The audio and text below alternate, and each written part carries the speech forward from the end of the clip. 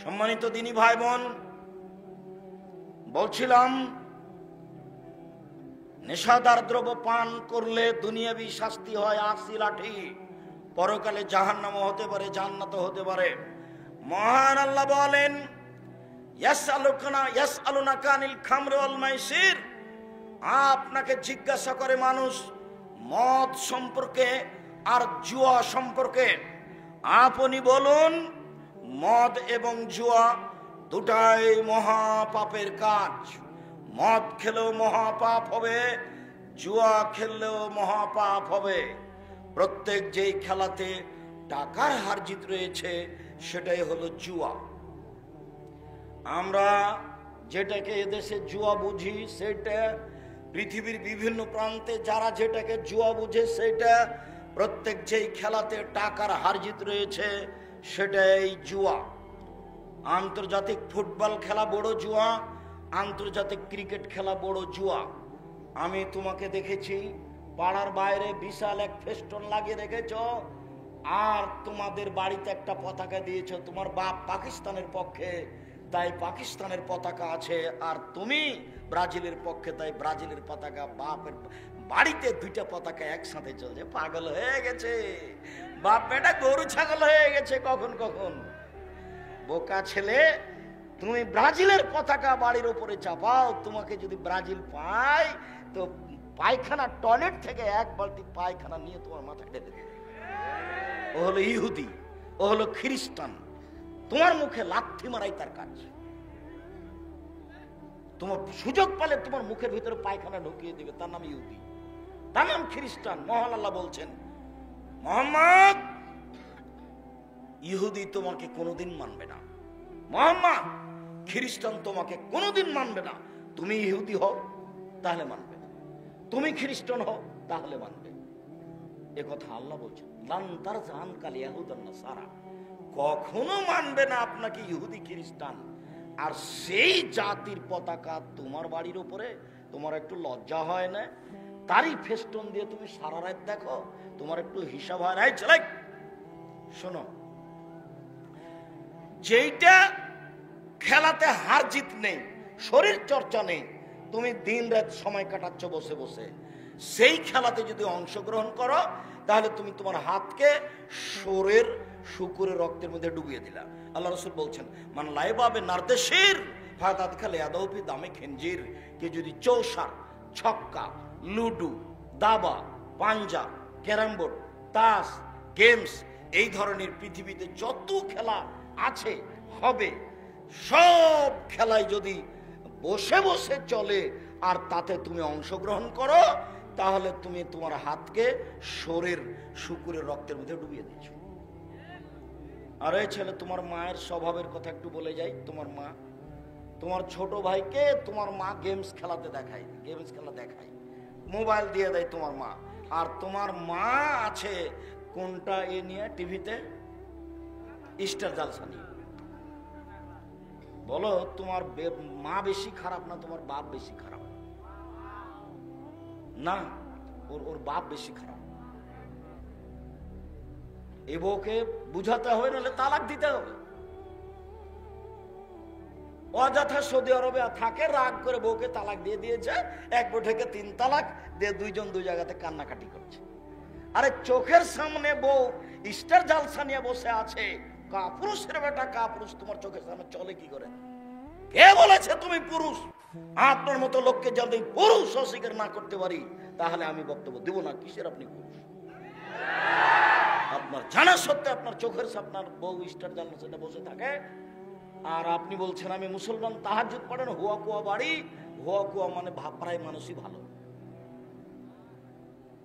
না, এটা আমার পূর্বের ধারণা।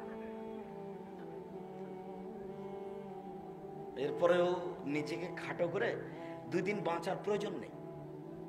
পরিবারের আপনি মালিক, পরিবারের শক্ত হয়ে বসবাস করবেন, শক্ত মজবুত হয়ে। তাহাজ্জুদ পড়েন, এটাও করেন, এটা করলেন না, তাহাজ্জুদ পড়লেন না, তো পড়লেন তখন আর কোনো কাজ হবে না। তাহাজ্জুদ দিয়ে সফল হওয়া যাবে না বিচারের মাঠে, আপনার বিচার কঠিন হবে।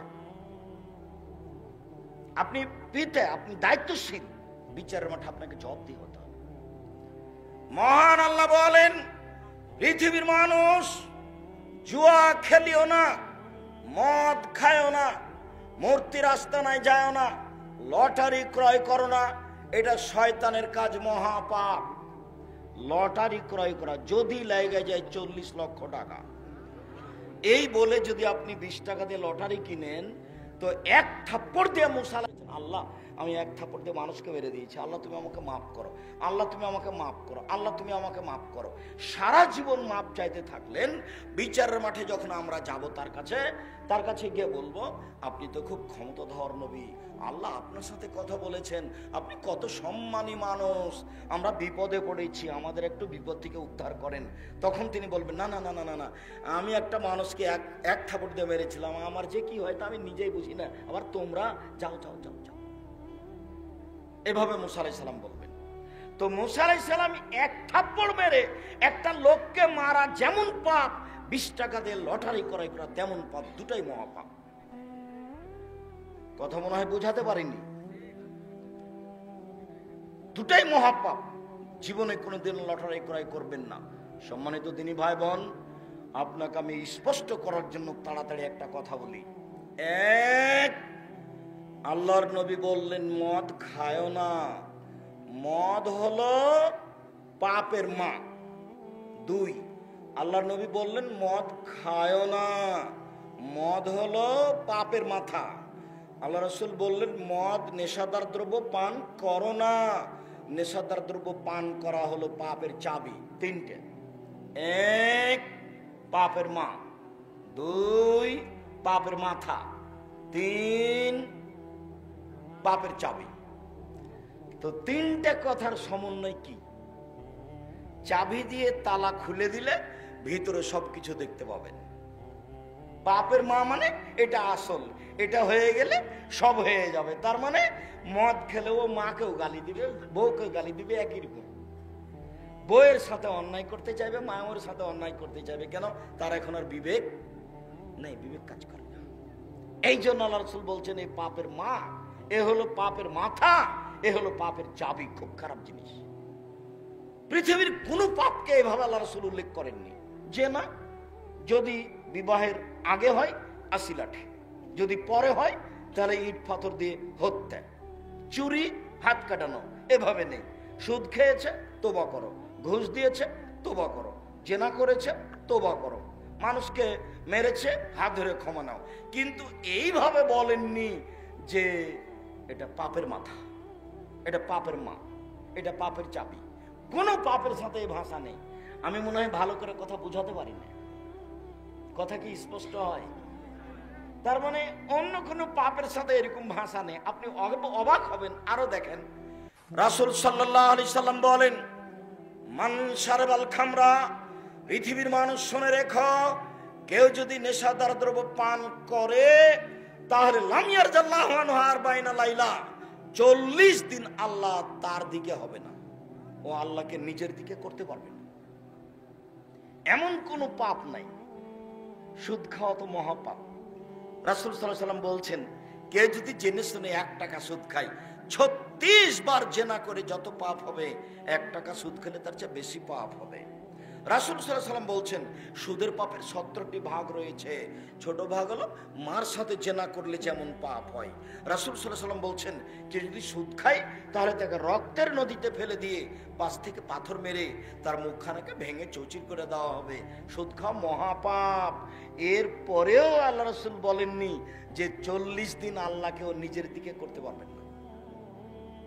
সুদ খেয়েছে সকালে, বিকালে বলছে আল্লাহ আমার ভুল হয়ে গেছে, আমি সুদের লেনদেন বাদ দিলাম, তুমি আমাকে মাফ করো। তখন আল্লাহ বলবেন করলাম। আর আপনি নেশাদার দ্রব্য পান করেন, যে বলতে থাকেন 40 দিন পরে অবাক পাপ।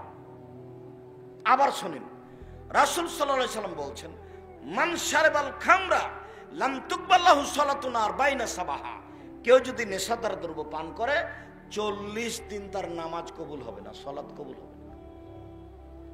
বিড়ি, তামাক, জর্দা, সিগারেট গুলো নেশাদার দ্রব্য। এখান থেকে কান ধরতে আমি এমনি বলছি, ওটা আমি বলিনি। এখান থেকে কান ধরার মতো করে তোবা করে উঠতে হবে, আস্তাগফিরুল্লাহ বলে, জিন্দেগি তার কোনোদিন বিড়ি মুখে দিব না। বিড়ি ছেড়ে দিতে পারে গরু ছাগল না মানুষ পারে? আপনি আগেকার কথা খুব ভালো করে ধরতে পারেননি। আল্লাহ কিন্তু মানুষকে গরু ছাগল বলেননি, বলেছেন গরু ছাগলের মতো। আল্লাহ মানুষকে কুকুর সিরিয়াল বলেননি, কি বলেছেন? কুকুর সিরিয়ালের মতো। কেন?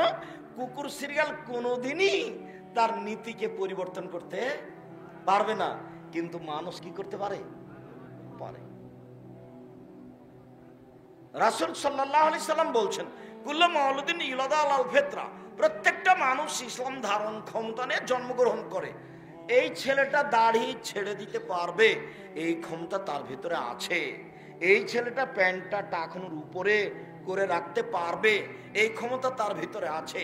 এই ছেলেটা দোকানে আড্ডা পিটবে না, বদনাম করবে না, এই ক্ষমতা তার ভিতরে আছে। এই মহিলাটা, এই মেয়েটা মাথায় কাপড় না দিয়ে চলবে না, মাথায় কাপড় দিয়ে চলবে, এই কথা, এই ক্ষমতা তার ভিতরে আছে। তো দিল না কেন? ও কেন এখনো আব্দুর রাজ্জাক বিন ইউসুফের বক্তব্য শুনতে এসেছে, এরপরে ওর মাথাতে এখন কাপড় নেই, এখন এই মুহূর্তে ক্লাস 10-এ পড়ে, তাহলে মেয়েটা খারাপ? আল্লাহ রাসূল বলছে না, ওর মা খারাপ। সবাই সবাই নীতির ওপরে জন্ম নেয়, কিন্তু তার বাপ মা তাকে ইহুদি করে দেয়, খ্রিস্টান করে দেয়, আগুন পূজক করে দেয়, মূর্তি পূজক করে দেয়। বাপ মা যেমন হয় তেমন ছেলে মেয়ে হয়।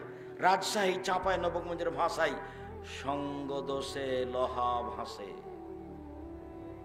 লোহা আপনি এমনি পানিতে ছেড়ে দেন তো ডুবে যাবে, কাঠের সাথে লাগিয়ে দেন তো ভাসবে। তাহলে মেয়ে খারাপ হয়েছে কেন? মা খারাপ এই জন্য। আপনি আমার দিনী বোন, আপনাকে আমি কষ্ট দিনি, আপনার সাথে আমার বেশ কিছু কথা আছে, আপনি একটু ধৈর্য ধারণ করেন। কেউ কোনো জায়গাতে নড়ে চড়ে আপোষে কথা বলে পরিবেশকে নষ্ট করবেন না। আপনি আমার দিনী ভাই, আপনাকে আমি অনেক ভালোবাসি। সম্মানিত দিনী ভাই বোন, বলছিলাম রাসূল সাল্লাল্লাহু আলাইহি সাল্লাম বলেন 4 শ্রেণীর মানুষ জান্নাতে যাবে না। এক, মদমিনুল খামর, যারা নিয়মিত বিড়ি তামাক জর্দা সিগারেট গুল নেশাদার দ্রব্য পান করে খায়, তারা জান্নাতে যাবে না। 2, আকুন, যারা বাপ মাকে মানে না, তারা জান্নাতে যাবে না। 3, কম্মার, যারা জুয়া খেলে, তারা জান্নাতে যাবে না। 4, যারা নিয়মিত নেশাদার দ্রব্য পান করে, তারা জান্নাতে যাবে না। 1, বাপ মাকে মানে না। 2, জুয়া খেলে। 3, খোটা দেয়। 4, নেশাদার দ্রব্য পান করে। সিরিয়াল তখন একটু উলট পালট হয়েছে। আমি একটা জিনিসে খুব অবাক হই যে এইটা কেন, তা আমার বুঝি যে এটা আসলে অন্তরের সাথে জড়িত পাপ। সেই জন্য খোটা দেওয়া। গরিব মানুষটা কালকে আপনাকে বলল যে ভাইজান, আপনি তো আমাদের গ্রামের ধনী মানুষ, সবাইকে দিয়ে থাকেন, আমি তো গরিব মানুষ, আমাকে 20,000 টাকা দেন, আমি একটা ভ্যান কিনবো, দিয়ে ওতে আমি রুজি করব। তো আপনি বলেন আচ্ছা ঠিক আছে, যা 20,000 টাকা নিয়ে যা। ও নিয়ে গেছে, একটা ভ্যান তৈরি করেছে। তা আপনি একটু বলেন, এই শুন শুন শুন, একটু কালকে সকালে আসিস তো, আমি একটু তাড়াতাড়ি বাজারের দিকে যাব, অন্য কিছু নেই। তারপর তুমি আসনি, তো পরের দিন দেখা। তখন বলছে, আরে কালই তোকে 20,000 টাকা দিয়ে একটা ভ্যান দিল রে, আর তুই আমার কথাটা শুনলি না। এর নাম খোটা দেওয়া। মনটা কিন্তু চাচ্ছে যে বলি। এটা হলো পৃথিবীতে 4 নাম্বার পাপ, যার ফলাফল জাহান্নাম। এটা কেন? এটা এজন্য যে মনে চাচ্ছে ওকে বলি একটু, এই বোকা বেয়াদব, কালকে তোকে টাকা দিলাম 20,000 একটা ভ্যান কিনতে, আর আমি ডাকলাম তুই আসলি না। এটা মনে চাচ্ছে যে একটু বলি, এই জন্য এটা মহাপাপ। আমি আরো অবাক হই যে টাকনুর নিচে প্যান্ট পরেছি আমি, লুঙ্গি পরেছি আমি জেনা করিনি, এটা মহাপাপ। যদি জেনা করতাম তাহলে হতো। আমি কাউকে থাপ্পড় মারিনি, আমি রিক্সাওয়ালাকে থাপ্পড় দিয়ে বিদায় করে দিইনি, শুধু আমার প্যান্টটা টাকনুর নিচে গেছে। আমি কারো টাকা চুরি করে নিনি, শুধু আপনার প্যান্টটা আমার টাকনুর নিচে গেছে। তো এত বড় পাপ হবে কেন যে 3 শ্রেণীর মানুষের সাথে আল্লাহ কথাই বলবেন না? যাও, তোমার সাথে আমার কোনো কথাই নেই।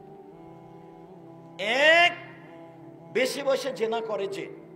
2, মিথ্যা কথায় দায়িত্ব পালন করেছে। হেড মৌলানা, headmaster, principal, chairman, member, MP, মন্ত্রী, যারা যেখানে দায়িত্ব পালন করছে, মিথ্যা কথায় তাহাজ্জুদ পড়লেও তার সাথে আল্লাহ কথা বলবেন না। 3, টাকনোর নিচে লুঙ্গি প্যান্ট পায়জামা পরেছে। এইটা কি? এইটা কেন? এইটা কেন এত বড় পাপ? মনে বলছে যে প্যান্টটা একটু টাকনোর নিচে থাক, মেয়ে বলছে আব্বু টাকনোর নিচে প্যান্ট করলে কেন জানি ঠ্যাঙ্গা ঠ্যাঙ্গা লাগে। স্ত্রী বলছে শোনো, তুমি প্যান্ট একটু টাকনোর নিচে করো তো, টাকনোর উপরে প্যান্ট থাকলে একটু কেমন কেমন লাগে, ঠ্যাঙ্গা ঠ্যাঙ্গা লাগে। এই মন চাচ্ছে, এই জন্য এটা মহাপাপ। আবু হুরায়রা রাদিয়াল্লাহু তাআলা আনহু বলেন, রাসূল সাল্লাল্লাহু আলাইহি সাল্লাম বলেছেন 3 শ্রেণীর মানুষ জান্নাতে যাবে না। 1, মুসাদ্দিকুন বিসসিহরি, জাদুকে যারা বিশ্বাস করে ওরা জান্নাতে যাবে না। 2, বাপ মাকে মানে না যারা, তারা জান্নাতে যাবে না। 3, নিয়মিত বিড়ি, তামাক, জর্দা, সিগারেট, গুল, নেশাদার দ্রব্য খায় পান করে যারা, তারা জান্নাতে যাবে না। আবু দারদা রাদিয়াল্লাহু তাআলা আনহু বলেন, রাসূল সাল্লাল্লাহু আলাইহি সাল্লাম বলেছেন 3 শ্রেণীর মানুষ জান্নাতে যাবে না। 1, মুকাদ্দিবুন বিল কাদারে, ভাগ্যকে যে অস্বীকার করে সে জান্নাতে যাবে না। 2, রাজনাতু মিনান নিসায়ে, পুরুষের বেশধারী নারী, যারা পুরুষের জুতা স্যান্ডেল পরে, যারা পুরুষের শার্ট প্যান্ট পরে, যারা পুরুষের পোশাক পরে, তারা জান্নাতে যাবে না। উপস্থিত বৈঠকের মুসলিম বোন, একটু 1 মিনিট, এই ছেলে দয়া করে কোনো কাজ আমাকে দেখাবেন না, আমি আপনার অল্প সময় কাজ দেখতে চাচ্ছি না। কষ্ট হোক, কিছুক্ষণ আপনি বসে অপেক্ষা করবেন, পরিবেশ নষ্ট করিয়েন না। আপনি আমাকে দেখতে পান আর না পান। উপস্থিত বৈঠকের মুসলিম বোন, আপনাকে আমি 2-3টা কথা বলি। রাসূল সাল্লাল্লাহু আলাইহি সাল্লাম বলছেন, মা তারাক্তু বাদি ফিতনাতান আযারাল মিনার রিজালি মিনান নিসায়ে, আমার জীবনে আমি ছাড়িনি কোনো বস্তু যেটা পুরুষের জন্য বেশি বিপজ্জনক হতে পারে নারীদের চেয়ে। আমি আমার জীবনে ছাড়িনি কোনো বস্তু যেটা পুরুষের জন্য বেশি বিপজ্জনক হতে পারে নারীদের চেয়ে। নারী হচ্ছে পুরুষের জন্য সবচেয়ে বেশি বিপজ্জনক বস্তু। আপনি একটু শুনে রাখেন, মনে কষ্ট নেবেন না, আপনার জন্য আরো ভালো কথা আছে। রাসূল সাল্লাল্লাহু আলাইহি সাল্লাম বলছেন, ইন্নাল মারাতা তুকবালু ফি সুরাতি শায়তানিন ওয়া তুদবারু ফি সুরাতি শায়তানিন, মহিলারা শয়তানের বেশ ধরে আসে, শয়তানের বেশ ধরে যায়। মহিলারা শয়তানের বেশ ধরে আসে, শয়তানের বেশ ধরে যায়। আব্দুর রাজ্জাক সাহেব, আপনাকে ভালোবাসি তাই বক্তব্য শুনতে এসেছি, আমাদেরকে শয়তান বলেন না। না, আমি আপনাদেরকে শয়তান বলিনি, এ কথা মুহাম্মদ সাল্লাল্লাহু আলাইহি সাল্লাম বলছেন। আপনি আরেকটু শুনেন, রাসূল সাল্লাল্লাহু আলাইহি সাল্লাম বলছেন, মনে রেখো, মা রাআইতু মিন নাকিসাত আকলিন ওয়া দীনিন আযহাবিল রুব্বির রাজুলিল হাজিম, পৃথিবীর মহিলারা তোমরা শুনে রেখো, বুদ্ধি কম, বিবেক কম, এরপরেও মানুষের বুদ্ধি বিবেককে ধ্বংস করতে পারে তোমাদের চেয়ে কেউ আমি কাউকে দেখি না।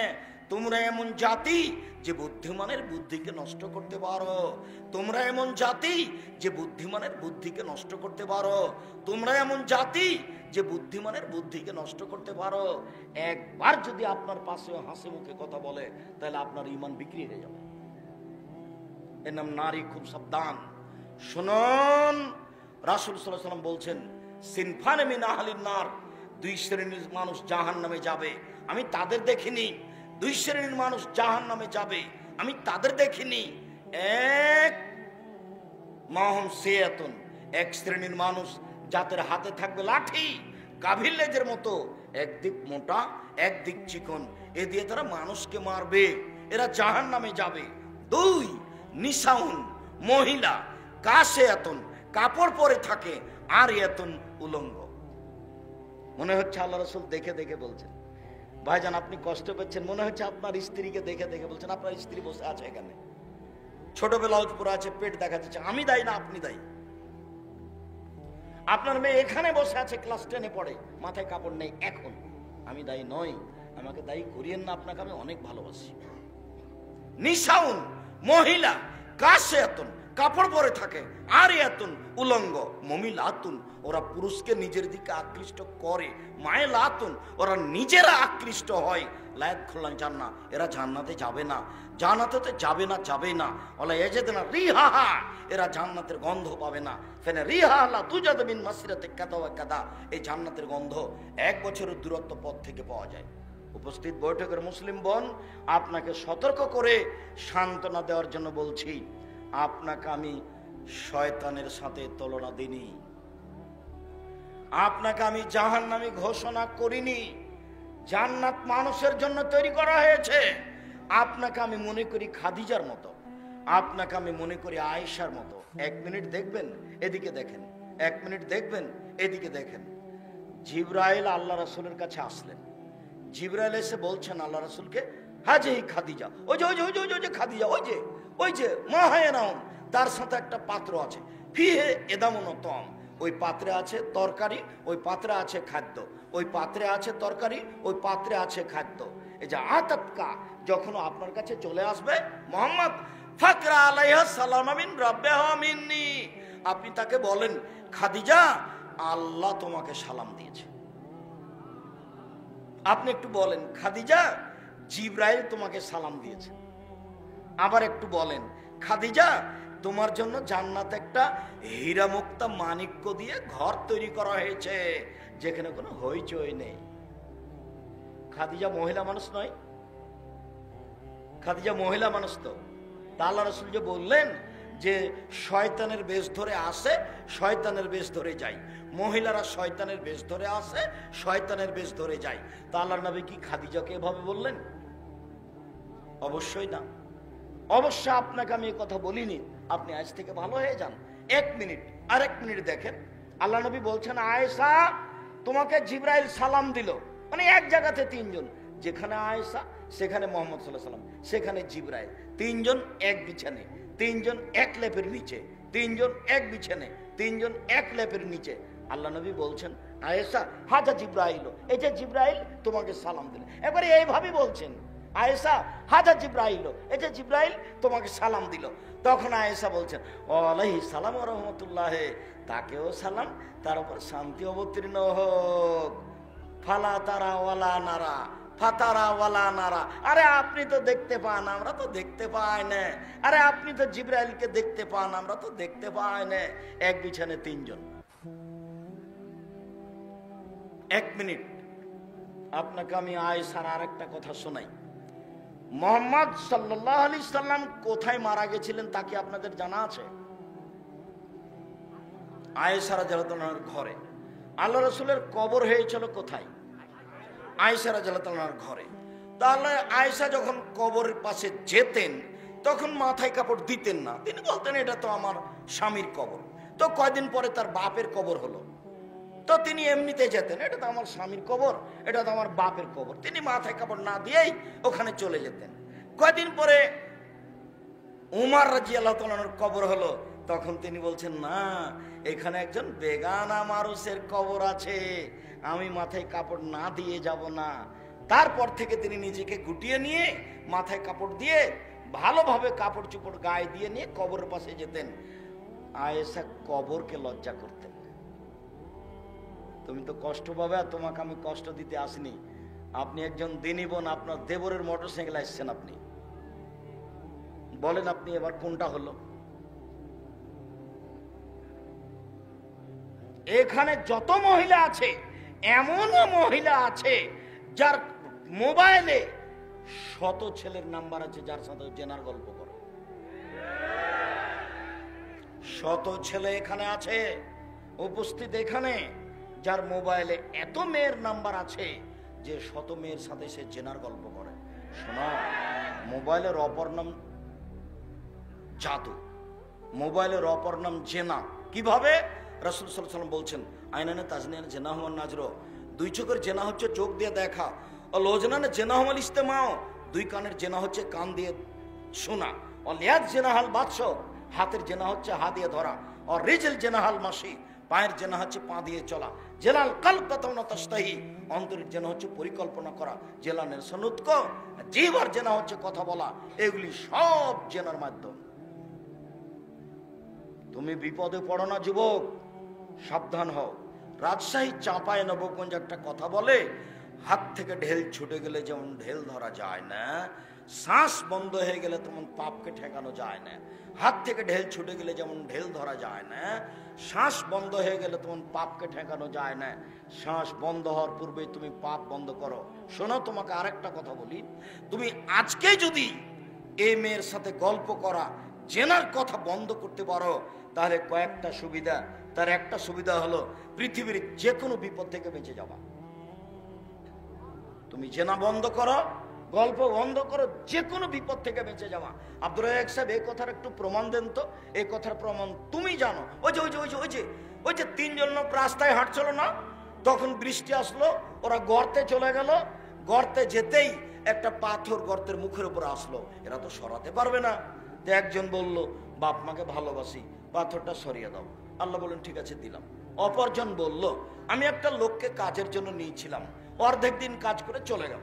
আমি বললাম টাকা নেও, ও নিল না, রাগ করে চলে গেল।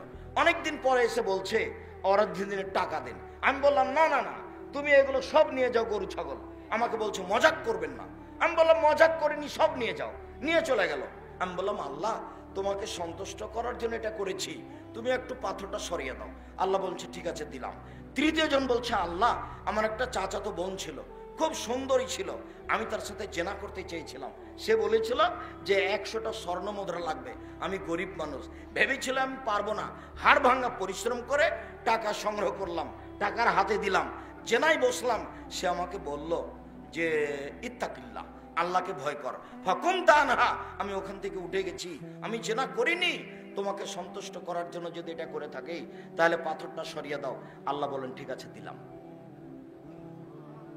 এ দেখো, তুমি বিপদ থেকে বেঁচে গেছো। তুমি যদি জেনা বন্ধ করতে পারো, তাহলে বিচার মাঠে তুমি বিশেষ ছায়াতলে থাকবা। 7 শ্রেণীর মানুষের মধ্যে তুমি 1 শ্রেণীর মানুষ।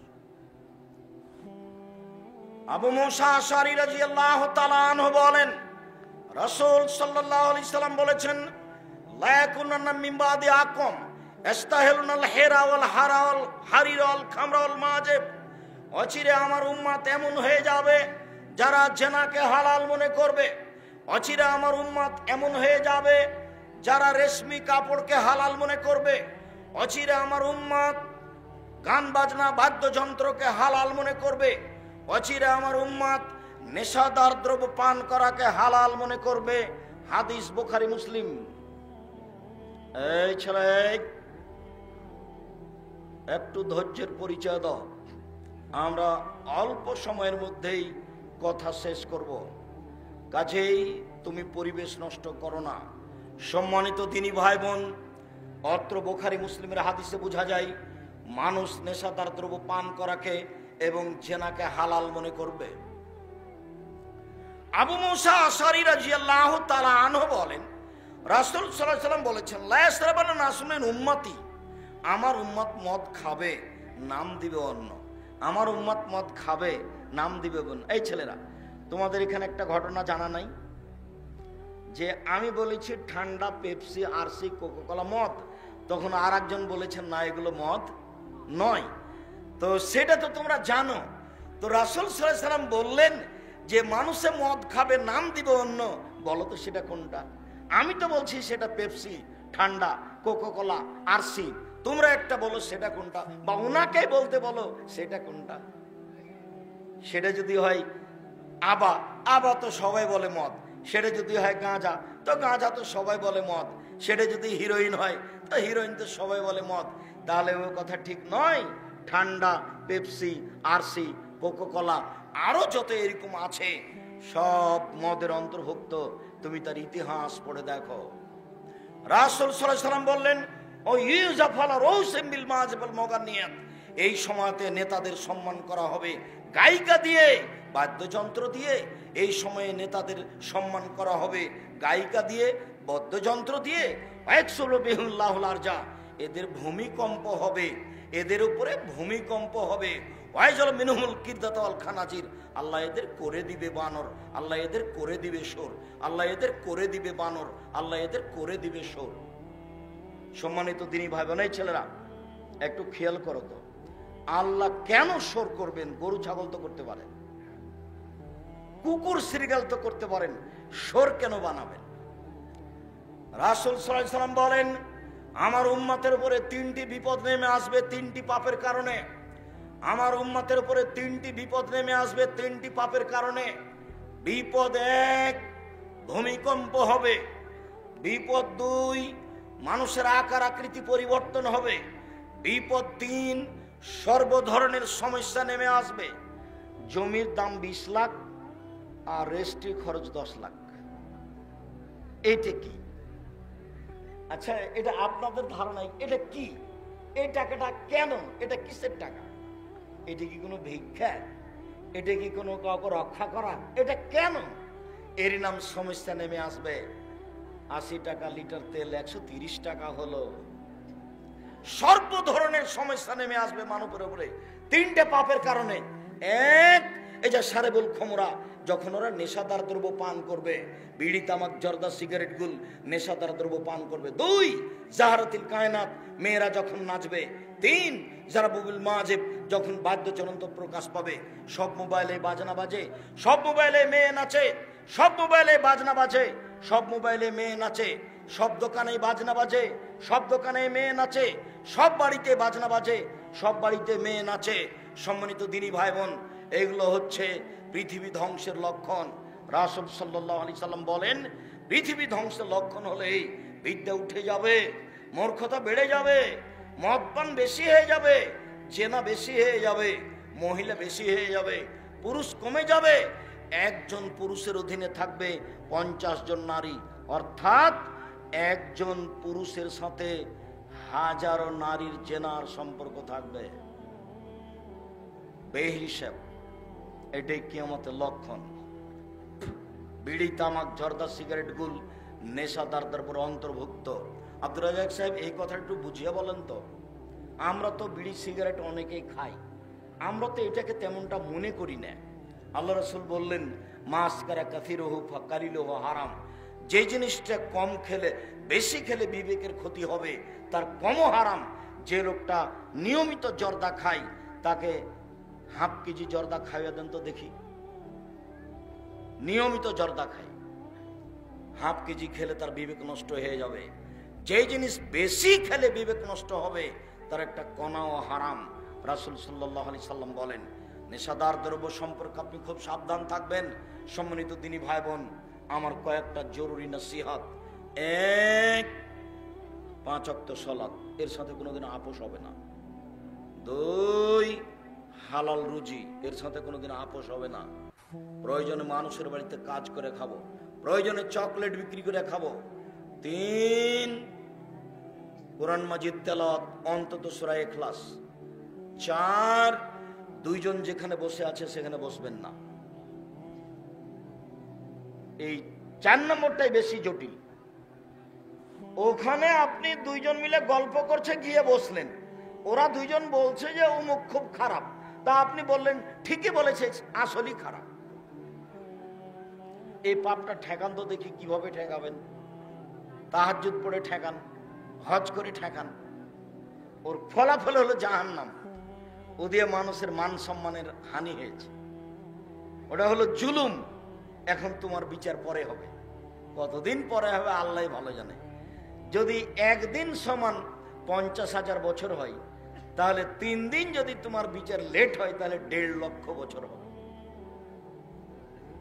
আর খুব ভালোভাবে বলেছি, ভালো মানুষের বিচারের সময়সীমা কতটুকু বলো তো দেখি।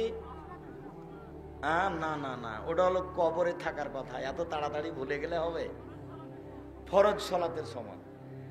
একজন মানুষের বিচারের সময়সীমা কতটুকু সময়ের সমান? 1 ওয়াক্ত ফরজ সালাত আদায় করতে যত লাগে সময়, অথচ কারো যদি দেরি হয়ে যায়, তাহলে কয়েক হাজার বছর দেরি হবে। আর কবরে থাকার সময় কতটুকু? এটা হলো বাসরাতের সময়। তারপরে এক সাহেব 4000 বছর আগে যারা মারা গেছে, এখনই যারা মারা গেল, 4000 বছর আগে যে মারা গেছে তার কাছে কবর যেমন, এখনই যে মারা গেল তার কাছে কবর তেমন। ও বুঝতে পারবে না যে কতদিন ঠিক আছে, কতদিন থাকলাম। যদি ভালো মানুষ হয়, তাহলে বাসর রাতে ঘুমিয়েছে রাত 3টের দিকে, 4:30 5টার দিকে তার বউ বলছে উঠে না, আজান হয়ে গেছে, আজান হয়ে গেছে। সবচেয়ে তার কাছের মানুষ, প্রিয় মানুষ, এখন ঘুম থেকে উঠে চোখের উপরে আঙ্গুল দিচ্ছে আর মনে হয় আরে এখনই তো ঘুমালাম, এখনই তো ঘুমালাম। ভালো মানুষকে যখন কবর থেকে উঠানো হবে তখন ও বিরক্ত হবে, আরে এখনই তো ঘুমালাম। এর নাম ভালো মানুষ, এর নাম কবর। কবর যত কঠিন, কিয়ামত তার চেয়ে অনেক বেশি কঠিন। কিয়ামত যত কঠিন, জাহান্নাম তার চেয়ে অনেক অনেক অনেক বেশি কঠিন। কি দিয়ে বুঝায় আপনাকে আমি কিয়ামত কত কঠিন? কি দিয়ে বুঝায় আপনাকে আমি জাহান্নাম কত কঠিন? আল্লাহর হস্তে রাতে উঠে সালাত পড়তে শিখুন। 2 রাকাত 4 রাকাত, কাজ সামনাসামনি। জমা থাকবে কি? থাকতে পারে। ফাঁক থাকবে কি? থাকতে পারে, কোনো সমস্যা নেই, কিন্তু কাজ সামনাসামনি। আর যখন বলবেন আমাকে এখনই দিতে হবে, এখনই আমার ছেলেকে জেল থেকে এখনই বের করতে হবে, তখন এইভাবে হাত একবার লম্বা করে করে দিতে হবে, উপরে করে দিতে হবে। এটা যদি পানি চাওয়া হয় এখনই পানি দিতে হবে, তাহলে এইভাবে। আর এটা যদি পানি চাওয়া না হয় এখনই আমাকে বিপদ থেকে বাঁচাতে হবে, তাহলে এইভাবে। ফাঁক থাকবে কি? থাকতে পারে। জমা ধরবে কি? ধরতে পারে। এটা নিয়ে কোনো বিধান নেই। হাত উঠানো বিধান। হাত উঠে কেউ যদি আল্লাহকে বলে তাহলে তার আল্লাহ হাত ফিরিয়ে দিতে লজ্জা পায়, এটাই ঠিক। সম্মানিত দিনী ভাই বোন, আমি আপনাদেরকে কয়েকটা নসিহত পেশ করলাম। বিড়ি, তামাক, জর্দা, সিগারেট গুলের ব্যবসা করতে, তা খেতে বারণ করলাম। মোবাইলে ল্যাংটা মেয়ে দেখতে নিষেধ করলাম। এমনিতে জাহান্নাম কিনে নিয়েন না, আপনার ইবাদত সবকিছু হারিয়ে যাবে, ঈমান হারিয়ে যাবে। এই মোবাইল ব্যবহার করিয়েন না। এরপরে জরুরি কয়েকটা কথা। এই ছেলে, দ্বিতীয় জরুরি কথা হলো এই যে আপনি জামিয়া সালাফে খুব ভালোবাসেন। আমার মনে বড় সাধ, আমি এদেশের মাটিতে উন্নত মানের প্রতিষ্ঠান গড়বই গড়ব ইনশাআল্লাহ, যেখানে ছেলে মেয়ে বাংলা, ইংরেজি, আরবি উন্নত মানের শিক্ষা অর্জন করে জাতির অন্যায়ের বিরুদ্ধে লড়বে মুখে কলমে মিডিয়ায়। সেটাই জামিয়া সালাফে ডাঙ্গিপাড়া, বাবা রাজশাহী 26 বিঘা জমির উপর অবস্থান করে। সেটাই জামিয়া সালাফে রূপগঞ্জ, নারায়ণগঞ্জ, ঢাকা 51 বিঘা জমির উপর অবস্থান করে। সেটাই জামিয়া সালাফে তেঘরা, বিরল, দিনাজপুর প্রায় 18 বিঘা জমির উপর অবস্থান করে। সেটাই জামিয়া সালাফে বরিশাল। সম্মানিত দিনী ভাই বোন, আমার মনে বড় সাধ, এই প্রতিষ্ঠানের মাধ্যমে এদেশের পুরুষ নারীর অন্যায়ের বিরুদ্ধে লড়বো ইনশাআল্লাহ, মুখে কলমে মিডিয়ায়। মুখে বলছি, যা দেখতে পাচ্ছেন মিডিয়া দেখতে পাচ্ছেন, অনলাইন আল ইতিসাম টিভি, এইগুলোই মিডিয়া। আমি যেখানে যেতে পারি না সেখানে যেতে পারি। এক সময় আমার সামনে এগুলো খাড়ো করা সম্ভব ছিল না, এখন এগুলো সহজেই খাড়ো করতে পারে। কেন? আমি এর ফল ভোগ করতে পারি। পৃথিবীর যেখানেই যাই, ওমানে হোক, সৌদি আরব হোক, যে কোনো দেশে যাই, যখন বিমানবন্দর থেকে নামি তখন মানুষ আমার পিছনে খালি ছুটে আসে। যেখানে যায়, রাস্তাঘাটে চললে, যে কোনো জায়গাতে। এগুলো হলো মিডিয়ার মাধ্যম, যার কারণে মিডিয়াতে আমি দিন প্রচার করতে চাই। দিন, কলম, আমার মনে বড় সাধ, কলমে আমি সঠিক দিন প্রচার করবো ইনশাআল্লাহ। সেটাই হলো মাসিক আল ইতিসাম পত্রিকা, যাতে 50টা প্রশ্নের উত্তর আছে। সেটাই হচ্ছে এই বই পুস্তকগুলি। কে বড় লাভবান, কে বড় ক্ষতিগ্রস্ত, আদর্শ নারী, আদর্শ পরিবার, উপদেশ, আপনার ওই যে তাওজিহুল কোরআন, তারপরে হজ উমরার উপরে বই, তার উপরে পোশাকের উপরে বই।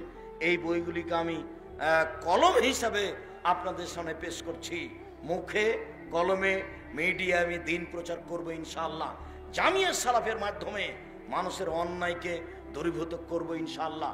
সেই পদক্ষেপ নিয়ে চলছি। আপনাদের জামিয়া সালাফিয়া ডাঙ্গিপাড়া পবা রাজশাহীদের সম্মেলন 22-23 ডিসেম্বর। আপনাদের জামিয়া সালাফিয়া তেঘরা, বিরল, দিনাজপুর 3রা ফেব্রুয়ারি। আপনাদের জামিয়া সালাফিয়া আপনার ইয়েতে নারায়ণগঞ্জ, ঢাকা, এটা হলো মার্চের 2-3। আপনি অবশ্যই উপস্থিত হবেন। আপনাকে আমি ভালোবাসি। আপনি এই প্রোগ্রামকে সফল করার চেষ্টা করবেন। এই এলাকার যারা